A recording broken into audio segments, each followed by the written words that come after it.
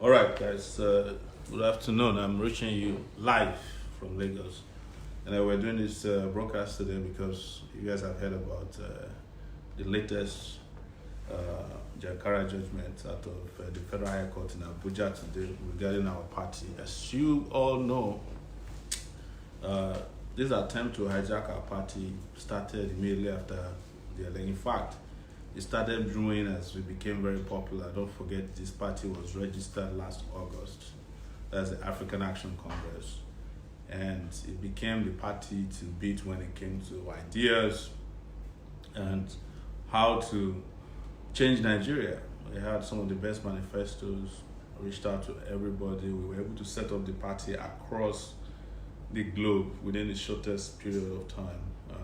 But as we were doing that, some persons within the party were also being groomed to destroy the party internally, and when they didn't succeed, as soon as the election was over, and they saw that some of us were taking time off to replan our Revolution Now idea, they struck. So first, they had a massive press conference supported by all the media houses in Nigeria.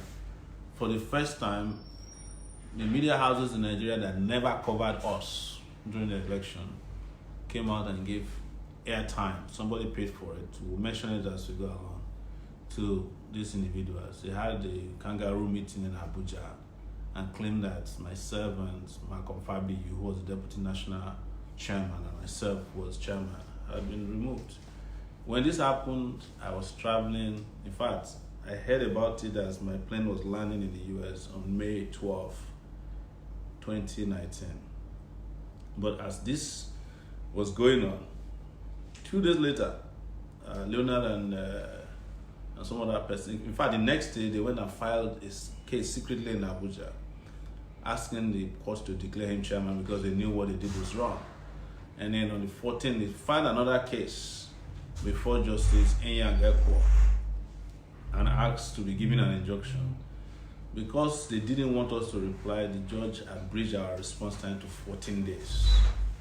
And when we knew that it would not be possible to just start heading back to Nigeria, I provided a copy of my passport, a page on my passport.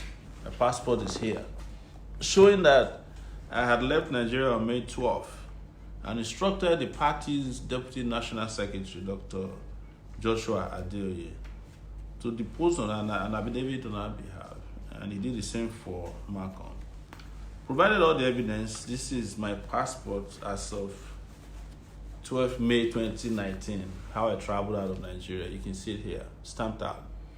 So we provided all this evidence seriously and provided a very robust legal response. Our lawyer, of course, was Inibehe Effiong. You know him very well. And I'm sure when the judge saw our defense, he must have been scared. But what was interesting was that when we got back to court 14 days later, I think 7 days, we had filed our response. The judge was shocked that we could file a response. And because I'd abridged our time of response and given Leonard and his crew an opportunity to do what they call substituted service. Substituted service, by way of what the judge interpreted it to me, was that it is possible that the defendants were not in town, so that they don't claim that they were not properly served. The judge allowed them to allow the substituted service, granted the substituted service order. So already the judge had anticipated, or they all had anticipated, that we may not be in town, and the only way they could serve us the proceedings of this matter was to grant substituted service. So before you knew it, in 3 newspapers, service was ordered on us. Even though we didn't see it, we heard about it, we went to court, applied for the certified true copies of the judgment. The judge denied us. He didn't give us immediately, claiming that we were not party to the case. By the time we got it, we had to get it through another lawyer. We filed our response. Within that 7 days, the judge would not grant us a copy of the CTC. He refused when Inibehe initially applied for it. So we filed our defense.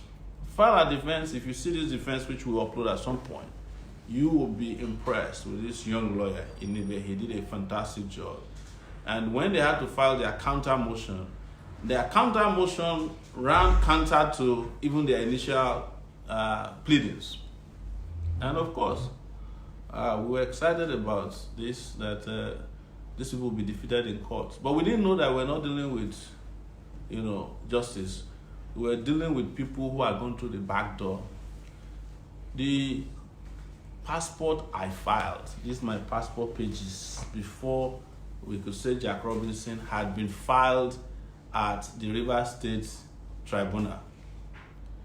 In another case involving Governor Nyesom Wike, and the AAC governorship candidate, Awara. And as you guys know, I did not support Awara and the involvement of APC in Rivers State.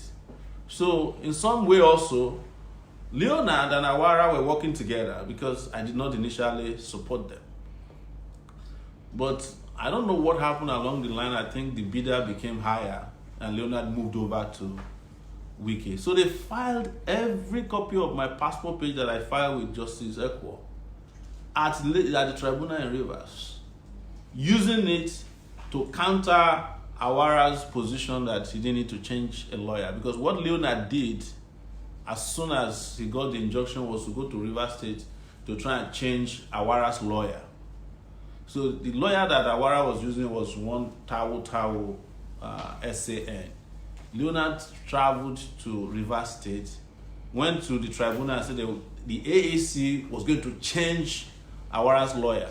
That was none of my business because I had no business dealing with Awara. I wasn't interested in their case, and I didn't even know when they filed on behalf of the party.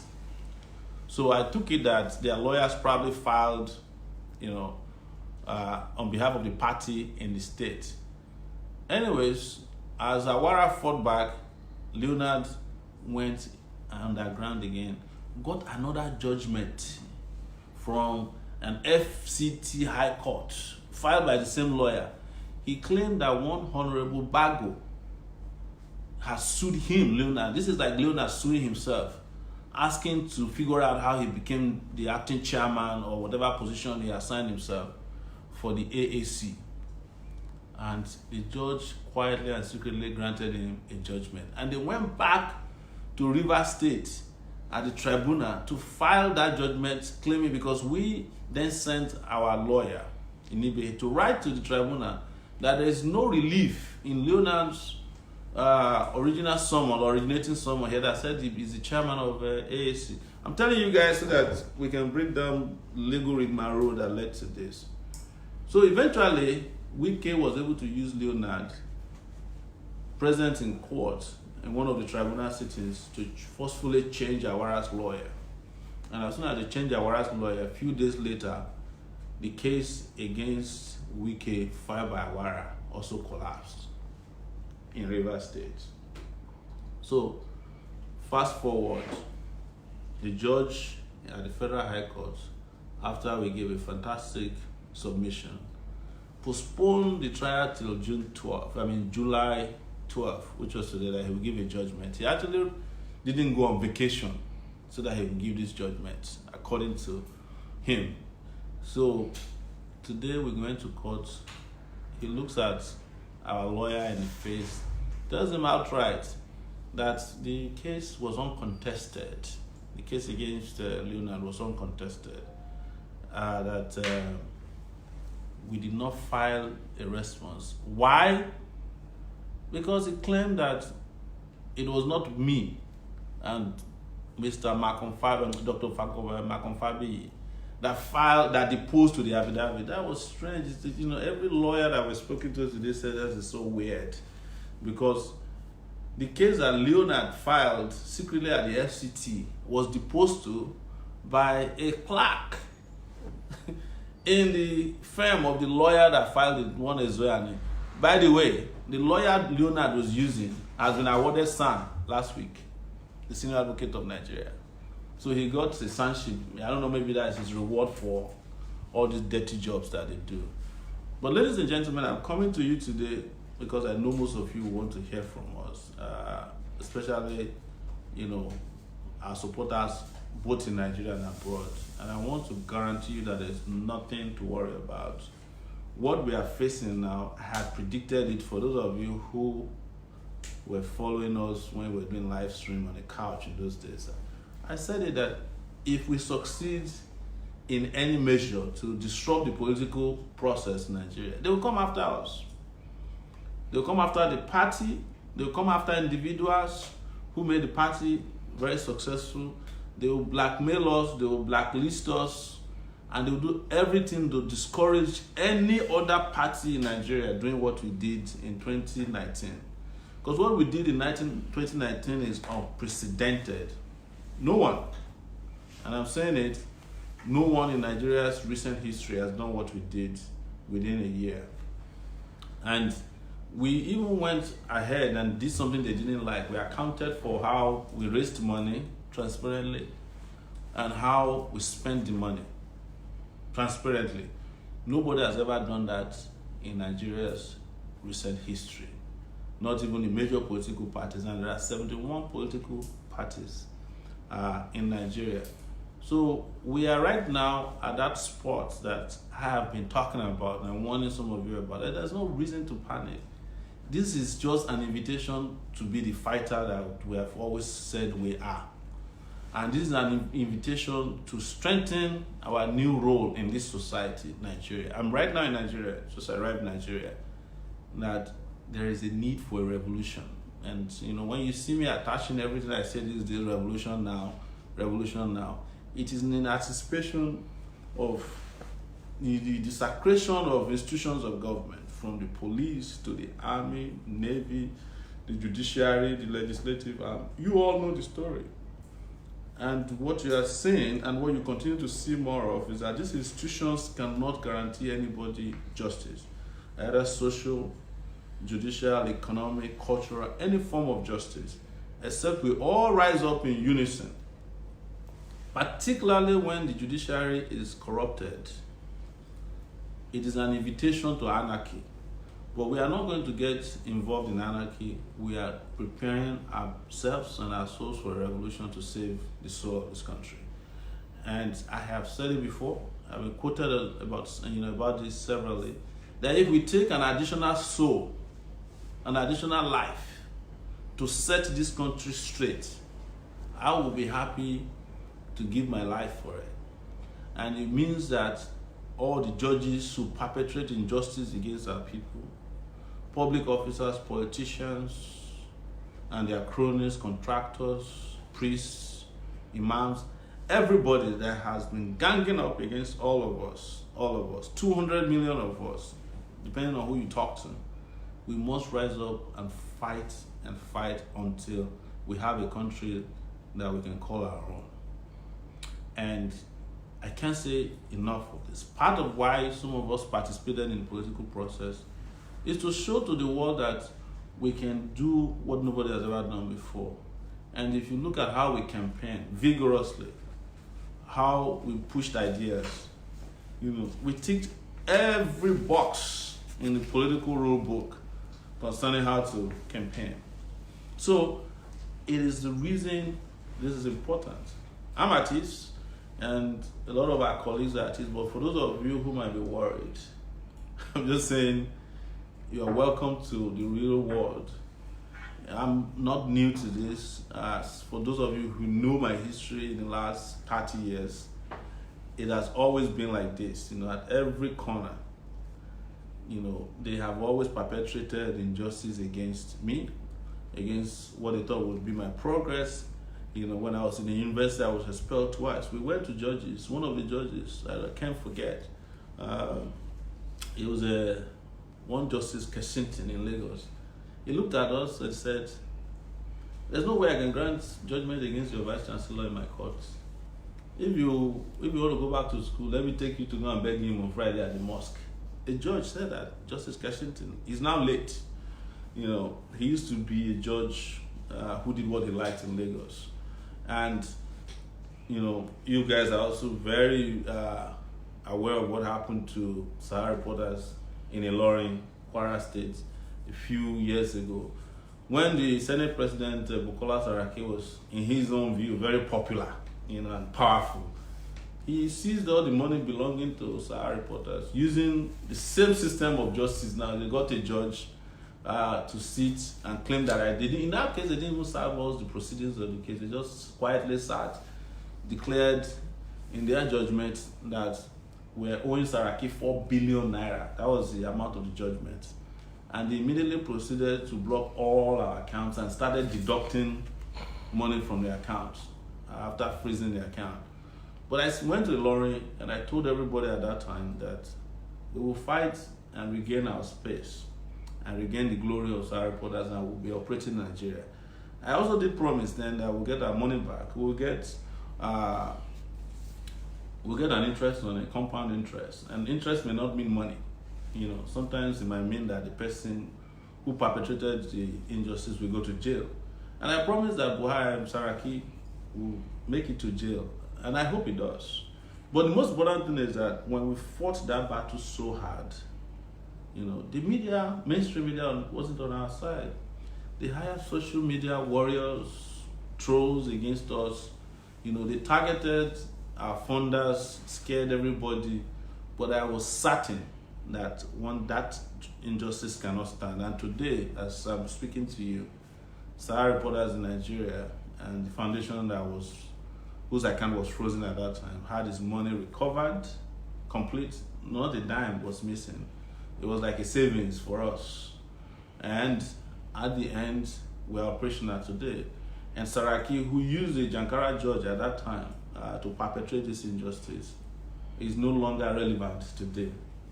I've been told that the judge that he used at that time was actually given a house when they were rushing out of government. We're investigating that in Kwara State because we have a new government. It's not as if all these governments are different. I'm just giving you guys the background of the kind of monumental injustice carried out against citizens in this country when the judiciary is compromised and corrupted.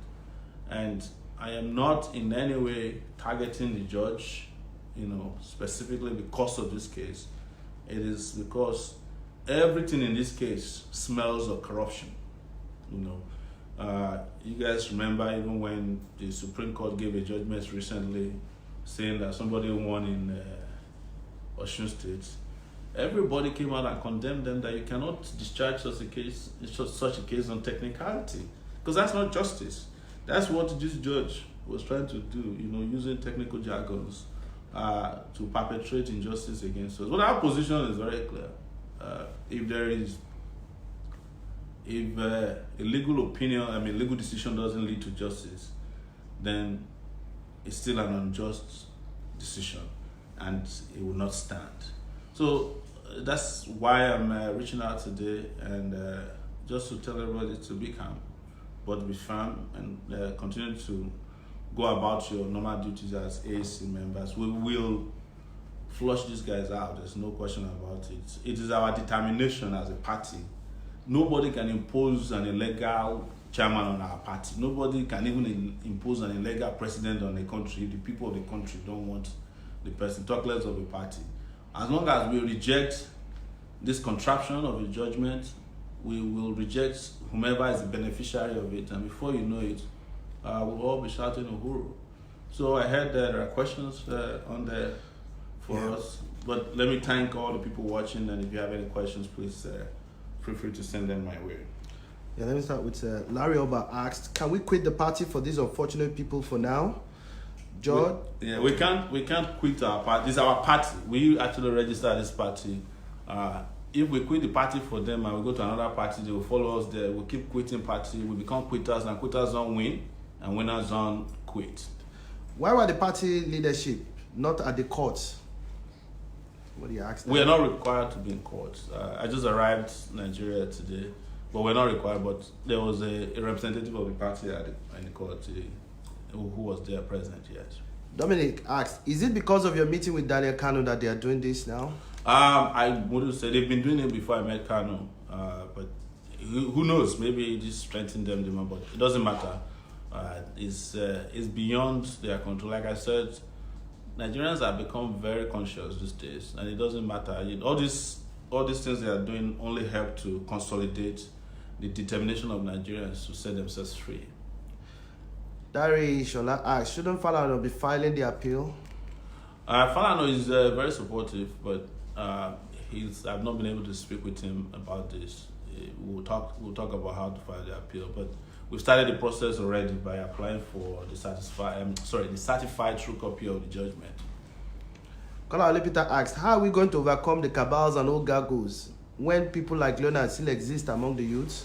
Revolution now. There will always be saboteurs. There's no struggle in the world that didn't have this kind of characters. But don't let us focus too much on them, because at the end of the day, they are just pawns in the hands of. We should go after their principles. George asks, what's the way forward for now, Mr. President? The way forward is for everyone who is a member of AAC to reject this court-imposed contraption on us and make it very clear wherever it may be.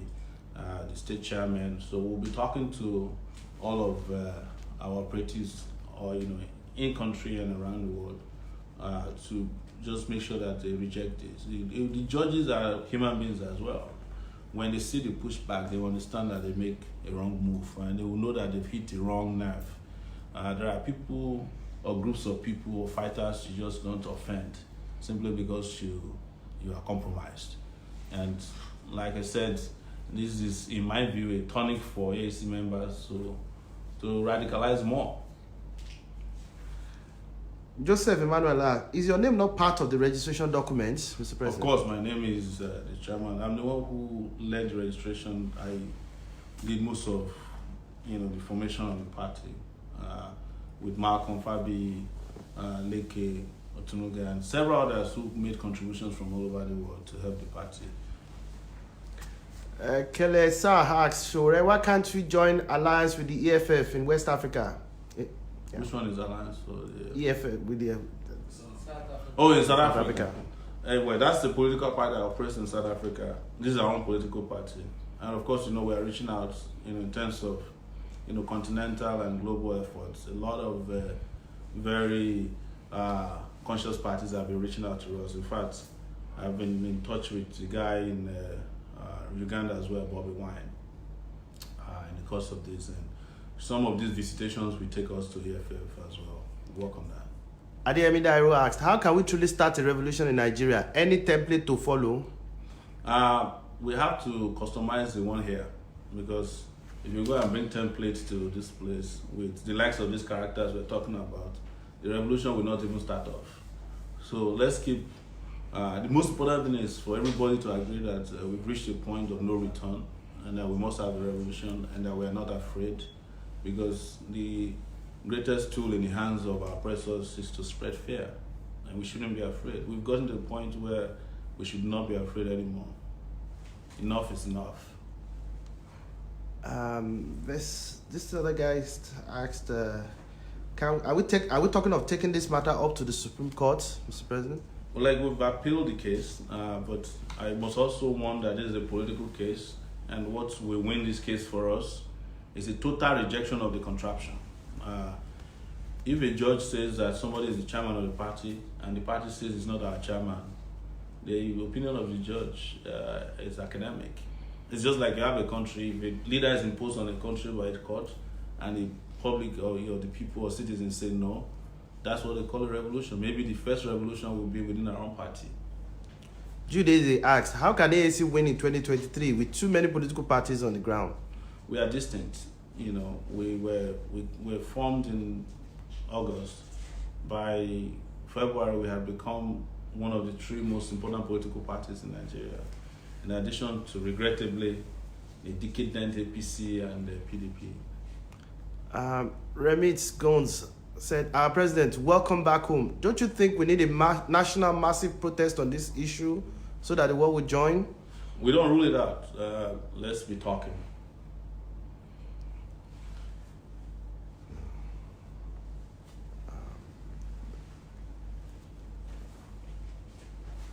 That's the message. Okay. How many people are watching? 507. Okay, that's impressive. So I'm sure if you keep watching, you'll see more questions because people are watching. Can they hear me loud and clear? Yeah. All right. So that's that's the update here. If you have more questions, please feel free to ask. And those of you who are across the country, you know how to reach me. I have a WhatsApp number that's always online here. I think it's 0818 823 7529. 0818 823 7529. That's WhatsApp. You can reach us there. If you have, we urge our state chapters, local government chapters to totally reject this contraption. It's nothing. It's as simple as that. Like I said, if we don't accept it, then it's an academic exercise. We respect the right of the judiciary to pronounce on matters before it, but we also have fundamental human rights that cannot be circumscribed by compromises. Adeyemo Adedayo asked, how is the party supporting the AAC aspirants in Kogi State? Well, this is what we need to work on, because part of what this is being done for is to get them to present a candidate or support one of the decadent political parties. Let's be very clear. The fact that PDP is using them today doesn't mean these are mercenaries. Tomorrow they might become tools in the hands of the APC as well. You cannot be too sure that they are not working together, because if there's anything that will unite the APC and the PDP, it will be AAC, because they are both afraid of us. So I won't be surprised if they are. In fact, we've seen signs already of they're leaning towards the current regime. There was a press release on June 12th praising Buhari by the same elements for declaring June 12th a national holiday, whereas it was us who actually brought the idea into being. So when Sahara reporters exposed the central bank governor's 500 billion naira scam, these individuals went on national TV and was supporting the central bank governor and asking that the journalists that exposed the corruption should be arrested. That's what Leonard has been doing. So this is the kind of mercenary factor that you will get from individuals like this. Any more questions? Ayogundemu, what impact is this chaos on the party? How will this decision impact the party's effectiveness? It won't. I think one thing you must understand is that the party is not just a party, but it came from a movement. It's Take It Back movement. Our movement is intact, and we will be operating as a movement, while we wait to vacate all these unnecessary injunctions. And what people must know is that the moment you are active as a movement, even the judges will know that this is a different set of people. And I'm not in any way encouraging anyone to abuse anyone, but like I said, this is unjust, it's unfair, it's compromise, and we will not accept it. It will not stand. Dare Shola, is Femi Falana helping with this case? He's been helping us legally, yes. My king, what is your talk about this new Cow Fulani passport? Well, I don't want to get into petty things. I must tell you, I have a passport here, and I don't want to get involved in anything that diminishes the standard of conversation that needs to happen. My passport here, a lot of them has pages. The last page here has people wearing caps, red caps, so they are not Fulanis. There's a page here that has what looks like a masquerade from Cross River State, right? So I'm not doing this. This is a page that has Eyo, the Lagos State masquerade. So I think passports are not the issue, or what they draw on the pages of news passports. When we have a revolution, we get to decide what goes on the passport pages. And then not some of these funny images that we have. It will be revolutionary images, but we should not take one page of a passport to have a conversation that is easy to defeat. You make it easy for them to defeat conversations that should be serious. When you start talking about one page of passport and then they go and present, they are even presenting an American passport and they say there's a cow there. They don't know why Americans put cow on there. This thing is because the cow industry doesn't kill, it feeds people. So, and like we said during our campaign, the meat industry is over $3 billion if we had people in government who are thinking creatively, it could employ millions of people. And it's not only Fulani people that are, that are entitled to do cow business. Anybody can do cow business. Botswana, there are no Fulanis in Botswana, and they export cow. So it's one of their biggest exports is cow meat and their products, dairy products. Same thing with Kenya. So, Let me Bayo Shola. Can you give us an update on your meeting with Kanu, and are there other conversations to come? Today is not the date to discuss that, but I think we issued a statement between me and Kanu, and you guys have probably watched an interview granted after that, where Kanu sat and I sat, and we discussed even areas of disagreements that we had. I just think going forward, we must start talking to a lot of interest groups, sometimes even people we disagree with. In this quest for a revolutionary future, we must start talking to them. And this is not the first time I'm talking to people who are fringe elements. When we were during the election in Kaduna, one of the people that I met with, who even sat on the table with us when we were doing the town hall meeting, was Yerima, Shetima Yerima, who is among the people who are now giving ultimatum for Nigerians to leave the other parts of the north. So I talked to all kinds of people. If I had become the president of Nigeria, which was a mistake, by the way, that did not happen, I would have brought Kanu, brought everybody together to have a general conversation, deep conversation, intense conversation about the future of Nigeria and how it's the same thing I would have done. There are some negotiations that have to be done, and we'll talk more about this in the future, specifically. Gideon Odion Attire. Mr. Sowore, did you sign in the party registration form as chairman, or what position are you in the INEC party registration form? Oh, I'm chairman. I signed as chairman, yes. Albert Wizzy, what are you saying about the implementation of Ruga in Nigeria? We mentioned it during our election. We're opposed to anything other than commercial ranching. Ruga is their own very limited way of responding to a major problem that is driven by their provincial nature. Buhari doesn't think beyond his village. I don't even think he thinks as big as his village. And we've said it. So many of the things we said during the electioneering period, they are coming to pass. You can go and watch all our videos. It was like a prediction of what was coming to happen. I said in one of the videos that if Buhari wins, you will not be able to move around. You won't be able to practice your religion, for those who love religion very much. And it's already happening, and they will do more. They've just started. If there's anyone who watches BBC Yoruba service, there was something I described in the Yoruba BBC interview I had, that Buhari is person. In Yoruba, person means whip. And that everybody will get their own before he leaves. And we haven't even started yet, and people are crying. It was a fundamental mistake to have voted for Buhari.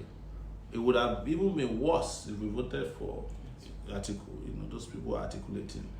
We had a chance between the most incompetent, corrupt elders in the country and very sound, brilliant, agile, committed and focused youth. There was a chance, It was a pattern of the Red Sea. But when the Red Sea parted, people decided to stay back in Egypt, And now that they want to leave, the Red Sea is back in shape.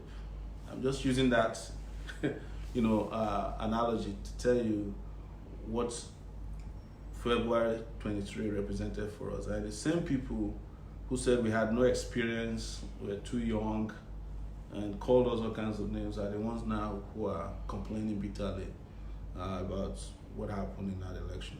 But you have another chance, and that one don't have to wait till 2023. We can do a revolution now. Timothy Ibukunlu, it looks like the big parties have made themselves indomitable. Are you sure displacing them is possible? It is. Whoever thought that we could do what we did in 2019 election? Everybody said it was impossible. People said it was even impossible to campaign in Lagos. We did 34 states, several cities, traveled around the world. It's possible. There's nothing that is impossible when you have determination. And these parties are a facade. They are just transactional spaces that can be quickly set aside if people are serious. We just need to have the commitment. We just need to be clear about what we want. Young people, committed Nigerians. When I say young people, that's where the energy will come from. Because I've seen older people. In fact, a lot of old people actually hate the system as much as young people do. The Vanguard paper reported that you didn't contest the suspension of your party chairmanship through legal means as part of the reason the judge aligned with them. What's your response to that, please, Abe Solomon? That was what I said at the beginning of the week. We had a robust contest. I think the judge must have seen our defense, and when he knew he couldn't find a way around it, he decided to go this very cheap technical way as a way of fulfilling whatever arrangement they had. I will be glad to upload our defense on Facebook if possible, or on our website so that you can access it. It was a very robust defense. We defended ourselves so well that when they responded to our defense, they had no response. They now started counteracting their own initial claim. For example, they claimed that I was served a copy of the letter asking for a meeting. But in their own counter defense, after we put in our defense, they claim that I don't know the way to the office of the party. So how can you be chairman and you say that my office has a stamp? They went and forged a stamp saying that that's what Leonard did. And then when we pushed back against that fraudulent claim, he wrote in his counter defense that as the chairman of the party, I don't know where the party secretariat is located. How can I collect letter when I don't know where the party secretariat is? So they are confused. Adeyemi Dairo asked, Mr. Sowore, what's your take with the Shiite revolutionary movement? Can they be supported? During the election, we supported the Shiites, and we still do. They have a right to organize until they get justice. What the Shiites are doing today, if every Nigerian or all Nigerians had the courage displayed by Shiites, we would have had a revolution by now. We just need 1 million people to do what the Shiites are doing. It will be over. This nonsense will be over, because if I imagine 2,000 Shiites invading the National Assembly, so if we can get 1 million people to do that, who will wait? Which army, which police will wait? Tell me.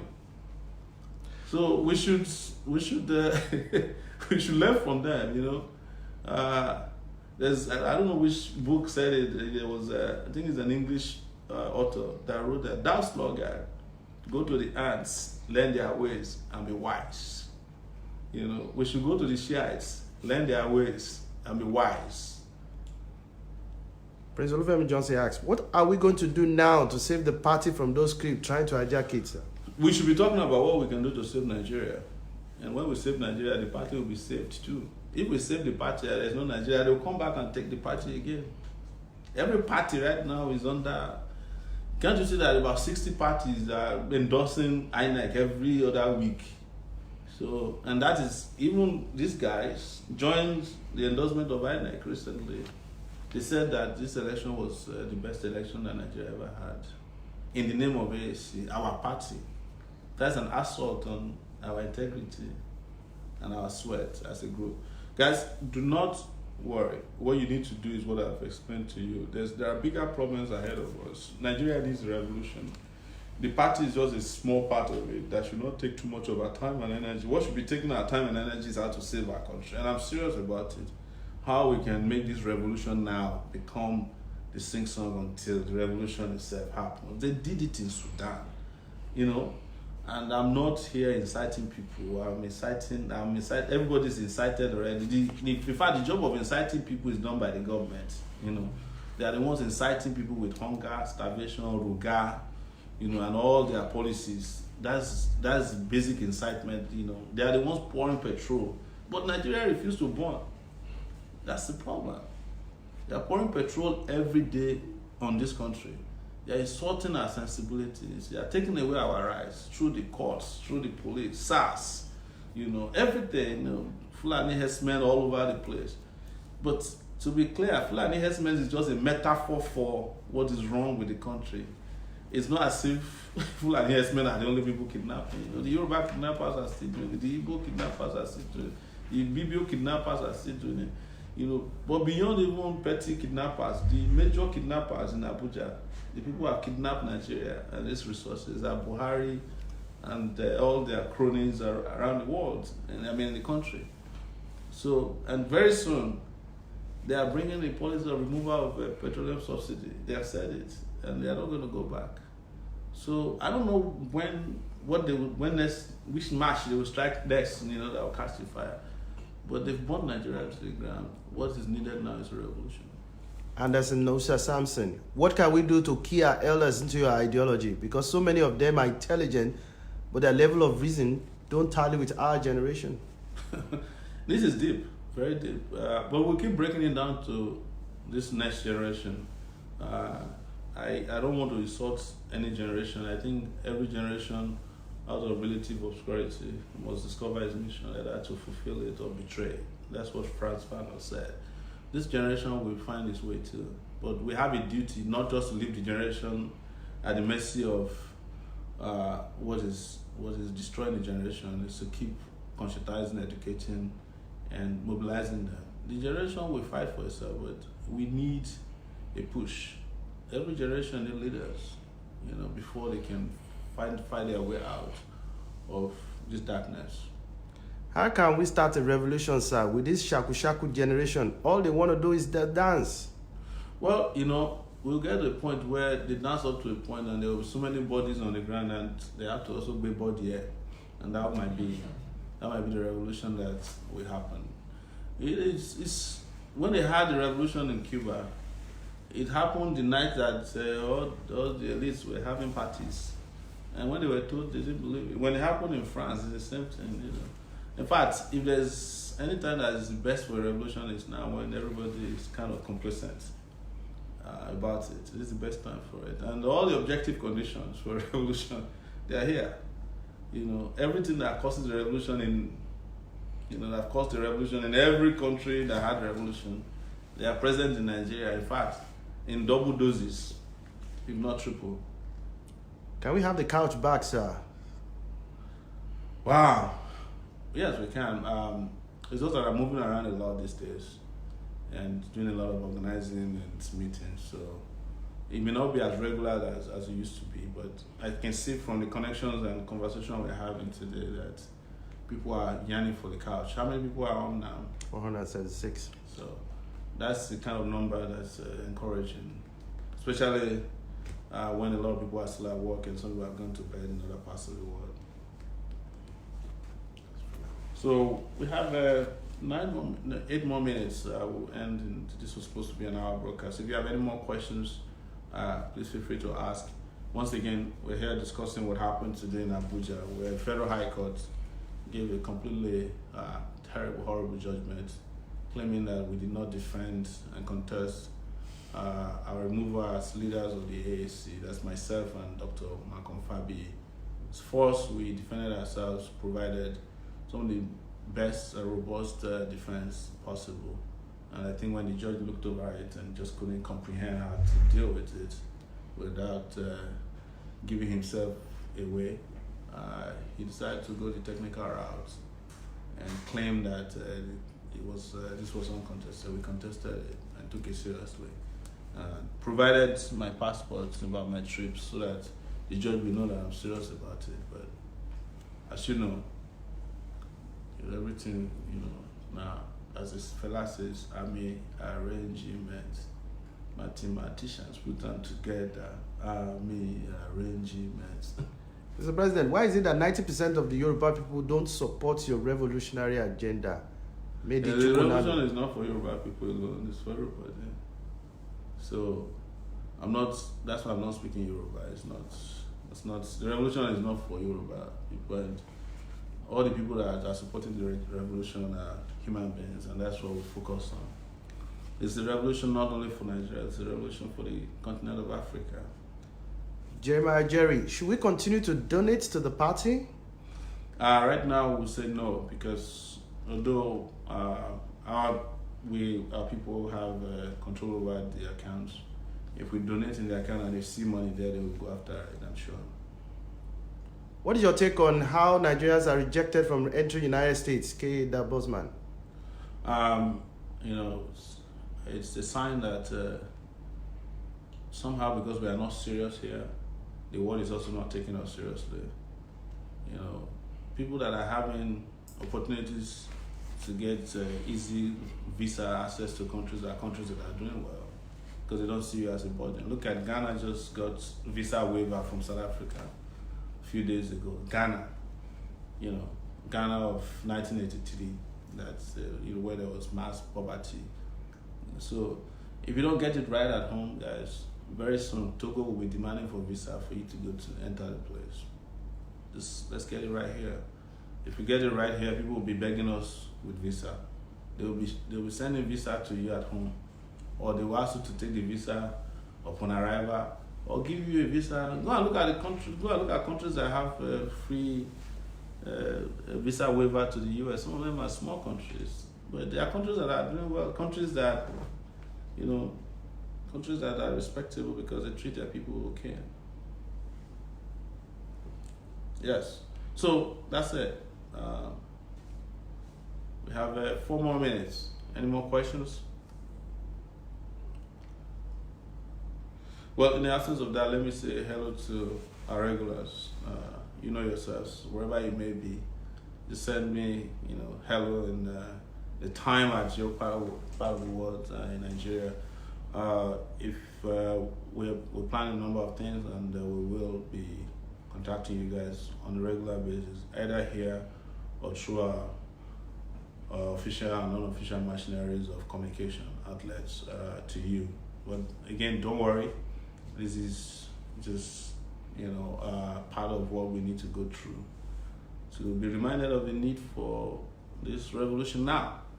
So I'll just say revolution now to every one of you. Don't forget, you know, things are happening so fast. If you don't guard your loins, you'll be surprised. It'll happen before you can say it. And the revolution might happen so fast it will not be televised. Koku Grime, when is the next town hall? We must reignite this revolution again, Mr. President. Yeah, we'll communicate to you the planning for such. We'll communicate to all of you. All right. Mr. Sowore, when will you visit Abu Dhabi and Dubai, UAE? Most of us are waiting for your visit. Yes, I'll do so. I've restarted the trip. So I went to Greece recently, and you probably saw me in Chicago. And I'm in Nigeria now, so we restarted the visit to do town hall meetings. The good news is that the massive popularity we enjoyed before the election has even gotten better and bigger. I can hardly go anywhere these days without people just stopping me, you know, telling me how much they appreciate what we did in 2019 and asking for us to give them direction and directives. So don't worry. What is important is the minds, and we are right there in the minds of our people, and our people are with us. They say, you know, we know our people, and our people know us. AC, take it back. Take it back. Action. See, they're here. Thank you, guys.